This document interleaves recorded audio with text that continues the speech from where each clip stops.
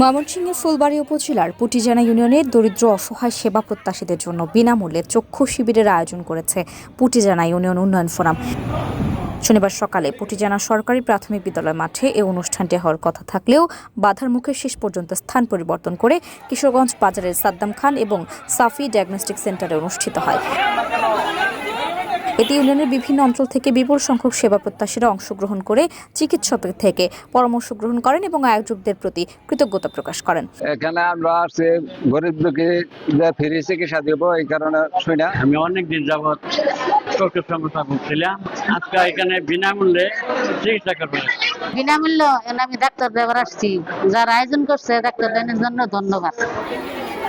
পুটিজানা union উন্নয়ন ফোরামের chairman ও সিঙ্গাপুরের F&R ইঞ্জিনিয়ারিং প্রাইভেট লিমিটেডের ম্যানেজার রাজীব হোসেন সাদ্দাম খান বলেন, এর মাধ্যমে ইউনিয়নের সুবিধাবঞ্চিত মানুষ বিনামূল্যে চোখ বিশেষজ্ঞদের পরামর্শ ও প্রয়োজনীয় চিকিৎসা সেবা পাচ্ছেন। পুটিজানা নাগরিক সেবা নিশ্চিত করে মডেল ইউনিয়ন গঠনের লক্ষ্যেই এই আয়োজন। এই এলাকার কথা চিন্তা করে এই স্বাস্থ্য সেবাটাকে আমার সবার হাতের কাছে নেওয়ার জন্য আমার এই উদ্যোগ। আপাতত এই চক্ষু শিবির দিয়ে শুরু করলাম, এর পরবর্তীতে এটা আমরা অব্যাহত রাখবো। আমাদের পুটিজানা ইউনিয়ন ফুলবাড়িয়া থানার মাঝখানে একটা অভিনত ইউনিয়ন, আমি চাই এটা একটা মডেল ইউনিয়ন হিসাবে আমাদের ফুলবাড়িয়া থানায় প্রকাশ পাক। আয়োজক সূত্রের মতে, এখান থেকে চোখের সমস্যা আক্রান্ত রোগীদের বিনামূল্যে পরীক্ষা ও ছানি রোগী শনাক্ত হলে অপারেশনের জন্য নির্বাচন করা হচ্ছে।